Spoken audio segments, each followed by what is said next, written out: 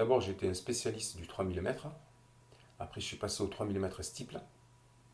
Et ensuite, le 10 mm, ça fait pas si longtemps que ça fait 7 ans que j'y suis dedans.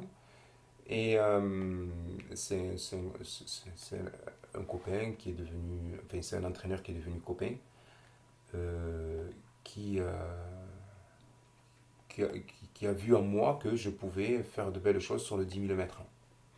Et donc, il m'a donné un programme, il m'a fourni un programme, divers programmes, plusieurs programmes d'entraînement sur le 10 000. Et les résultats sont là. Bon, bien, je suis à 35 minutes au 10 000. Voilà, ce qui est pas mal, ce qui est niveau interrégional. Donc cette discipline, elle se fait sur des parcours urbains, c'est ça ou alors c'est aussi en campagne, Non, enfin, en Gironde non, non, ce n'est pas vallonné, ce n'est pas un trail. Ce sont des parcours qui sont homologués par la FFA, par la Fédération française d'athlétisme. Et il y a des normes. On ne peut pas faire n'importe quoi. C'est comme pour le semi-marathon et c'est comme pour le marathon. Voilà. Il faut que tout le monde, toutes les personnes qui participent à ces courses-là, soient logées à la même enseigne. Donc il y a le dénivelé qui est respecté, qui doit être respecté. Euh, Moyennant mieux c'est. Et puis le 10 mm bien chronométré, donc validé par des juges. Donc tout ça c'est validé par des juges euh, qui sont compétents en la matière. Voilà, ce n'est pas un trail, contrairement à ces courses que l'on peut. Alors maintenant, c'est sorti à la mode, il y a les ultra trails, il y a les trails urbains, il y a les trails classiques. Et là où on peut faire ce que l'on veut.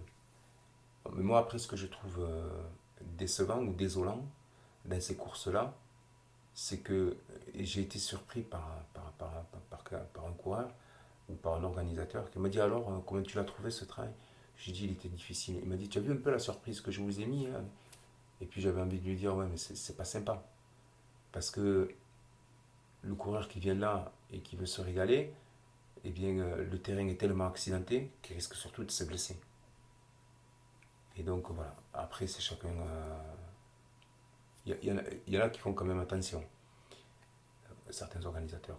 Mais d'autres qui, qui plus difficiles, plus accidentés, et puis on a l'impression qu'ils sont contents. Mais après, il faut faire quand même, il faut penser quand on fait un parcours, il faut penser à- à- au physique de l'individu qui va courir, quoi.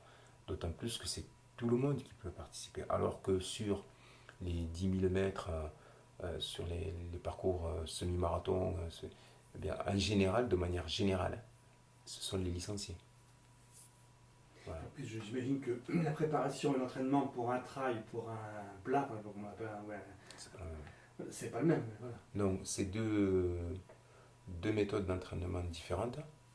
Mais voilà, pour faire des trails, il faut quand même être habitué à aller courir sur des terrains accidentés pour travailler les chevilles, le corps, les muscles, enfin, les muscles qui sont adaptés pour. Pour faire un trail, il faut aller dans des milieux où c'est très vallonné, donc accidenté et vallonné. Donc pas mal de montées et pas mal de descentes. Et quand je dis accidenté, c'est descente brute aussi, montée brute. Il faut, pour préparer un trail, il faut courir de longues distances pour habituer son corps à souffrir et, à accepter la difficulté. Euh, et pour préparer un trail, il ne faut pas avoir peur de passer beaucoup de temps, entre 1 heure et 4 heures, 5 heures, 6 heures, voilà, à courir. Et puis, ben, voilà. Par contre, sur un 10 mm ou un semi-marathon, ou un marathon d'ailleurs, hein, là l'entraînement est différent. Bon, de toute façon, il est différent pour un millimètre qu'un semi et qu'un marathon. Donc je vais parler de ce que je connais. Pour le 10 mm, on va rester surtout sur des 12-15 km quand on va faire des sorties longues. On appelle ça des sorties longues. Alors qu'une sortie longue pour le semi-marathon que j'avais préparé, c'était 25-28 km. Ensuite, il y a beaucoup de fartleks. Fartlek, c'est quoi? C'est courir avec de bonnes sensations, mais vite. C'est une sorte de fractionné, mais en campagne. C'est-à-dire que là, on va dans un milieu vallonné.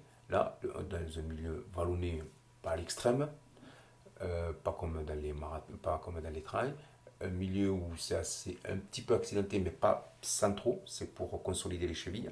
Et là, on fait 500 mètres vite, hein, 100 mètres doucement, 500 mètres vite, 100 mètres doucement. Ça, on le fait. C'est une méthode qui vient des pays scandinaves et elle apporte beaucoup. Moi, en tout cas, elle m'a apporté une énorme progression. Après, il y a ce qu'on appelle les fractionnés. Là, c'est sur piste. Et là, on fait, comme hier soir, par exemple, j'ai fait 12 fois 500 mètres. 12 fois 500 mètres, bon, ben voilà, en 1 minute 40, 1 minute 40 à peu près, ce qui fait 3 minutes 20 le kilo. Euh, voilà, donc ça, c'est. Et puis, alors il y a fractionné avec Fartlek qui se font dans la même semaine. Alors après, voilà l'entraînement qui se fait pour les 10 000. Après, pour le 20 000, pour le semi, par exemple, j'avais fait des séries de 1200 mètres à 3,40 le kilo. Donc, 3,40 le kilo, c'est 3 minutes et 40 secondes le kilomètre, hein. Voilà, donc après ça, pour les trails, moi j'avais fait du trail, j'avais jamais fait de choses comme ça. Voilà, j'avais pas fait de fartlek, j'avais pas fait de fractionné. Mais par contre, je partais en garrigue. euh, et puis, je faisais pas mal de courses à pied voilà, je battais pas mal de sentiers pour essayer de faire quelque chose pour les trails.